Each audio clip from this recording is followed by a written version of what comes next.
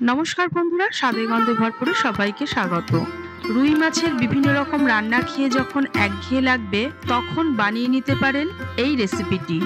খেতেও ভালো হয় আর সামান্য কিছু উপকরণ দিয়ে খুব সহজে তৈরি হয়ে যায়। চলুন রান্নাটি শুরু করা যাক। আমি এখানে 5 পিস রুই মাছ নিয়েছি। মাছটাকে ধুয়ে জল ঝরিয়ে নিয়ে এসেছি।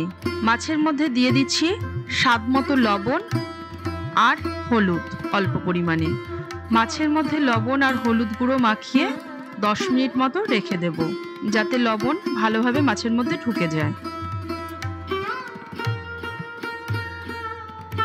আমি এখানে দুটো ছোট সাইজের টমেটো নিয়েছি। টমেটোগুলোকে সরু সরু লম্বা করে কেটে নেব।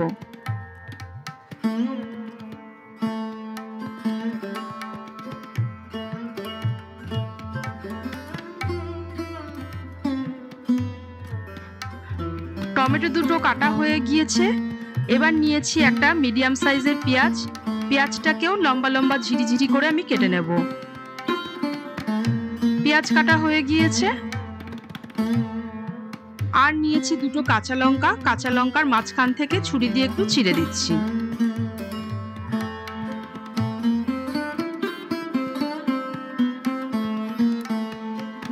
গ্যাসের ফ্লেমটাকে লোতে রেখে দিয়ে দিচ্ছি ফ্রাই প্যানের মধ্যে বড় চামচের 3 চামচ পোস্ত।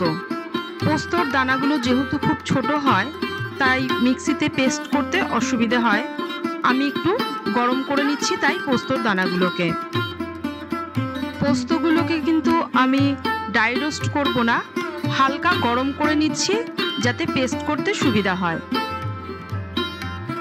কড়াইয়ের মধ্যে দিয়ে দিচ্ছি বেশ খানিকটা সরষের তেল। তেলটাকে প্রথমে ভালো করে গরম করে নেব। দিয়ে দিচ্ছি 2 পিস মাছ। প্রথমে গ্যাসের ফ্লেমটাকে মিডিয়াম করে দিয়ে মাছগুলো ভেজে নেব। খুব বেশি লাল করে ভাজার প্রয়োজন নেই। একটা দিক ভাজা হয়ে গিয়েছে, উল্টে দিচ্ছি। 2 পিস মাছ ভাজা হয়ে গিয়েছে, তুলে নিচ্ছি। এইভাবে আমি সব মাছগুলো ভেজে নেব। মাছ ভাজার তেলের মধ্যে আমি ঝোলটা রান্না করছি না, মাছ ভাজার তেলটাকে আমি সরিয়ে রেখেছি। দিয়ে দিচ্ছি বড় চামচের 2 চামচ সরষের তেল। তেলটা গরম হয়ে যাওয়ার পর দিয়ে দিলাম 1 চামচ ছোট চামচের কালো জিরে ফোড়নের জন্য। কালো জিরেটাকে তেলের মধ্যে কয়েক সেকেন্ড একটু নাড়াচাড়া করে নিচ্ছি। এবার দিয়ে দিলাম আগে থেকে কেটে রাখা পেঁয়াজ কুচি। পেঁয়াজ কুচিটাকে কয়েক সেকেন্ড তেলের মধ্যে নাড়াচাড়া করে একটা ঢাকা লাগিয়ে দিলাম যাতে পেঁয়াজটা নরম হয়ে যায় তাড়াতাড়ি। এবার ঢাকাটা খুলে নিয়ে দেখে নিচ্ছি পেঁয়াজটা কতটা ভাজা হয়েছে। পেঁয়াজটা আগে থেকে অনেকটাই নরম হয়ে গিয়েছে, খুব বেশি লাল করে ভাজবো না। এবার দিয়ে দিচ্ছি টুকরো করে রাখা টমেটো। টমেটোর টুকরোগুলোকে দিয়েও পেঁয়াজের সঙ্গে কয়েক মিনিট ভেজে নেব।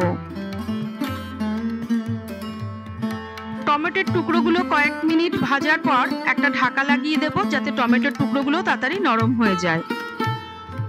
কয়েক সেকেন্ড পর ঢাকাটা খুলে নিলাম।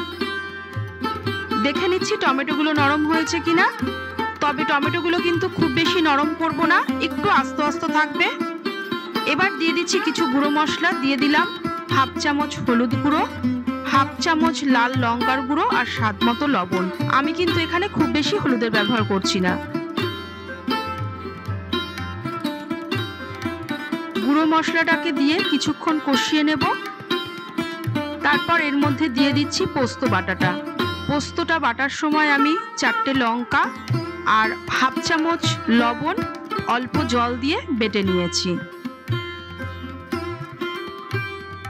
এবার পোস্তটাকে মিনিট 2 কষিয়ে নেব যতক্ষণ না মশলাটা থেকে তেল ছাড়তে শুরু করবে। দিয়ে দিচ্ছি 1 চিমটে চিনি। যেহেতু রান্নায় আমি পোস্ত ব্যবহার করেছি তাই আমি একটু চিনি দিলাম। দিয়ে দিচ্ছি পরিমাণ মতো গরম জল। খুব বেশি ঝোল হবে না, একটা গা মাখা ঝোল থাকবে। একটা ঢাকা লাগিয়ে দিলাম ঝোলটা ফোটবার জন্য। মিনিট খানেক পর ঢাকাটা খুলে নিয়েছি। এবার দিয়ে দিচ্ছি আগে থেকে ভেজে রাখা মাছের পিসগুলো।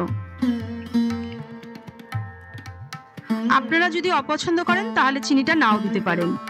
তবে যেহেতু টমেটো দেওয়া আছে, পোস্ত দেওয়া আছে, 1 চিমটে চিনি দিলে স্বাদটা অনেক ভালো হবে।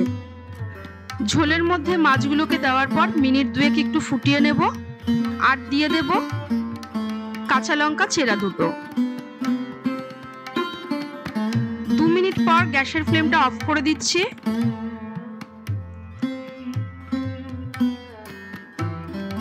এবার নামাবার আগে দিয়ে দিচ্ছি বড় চামচের 1 চামচ কাঁচা সরষের তেল। আমার আজকের রেসিপি রুই পোস্ত তৈরি হয়ে গিয়েছে। আমি সার্ভ করে দিয়েছি। গরম ভাত বা পোলাও যে কোনো জিনিসের সঙ্গেই কিন্তু এটা খেতে ভালো লাগবে। রেসিপিটা আপনারা একবার ট্রাই করে দেখুন। আমার চ্যানেলে দেওয়া রেসিপি আপনাদের ভালো লাগলে চ্যানেলটি সাবস্ক্রাইব ও শেয়ার করার অনুরোধ রইল।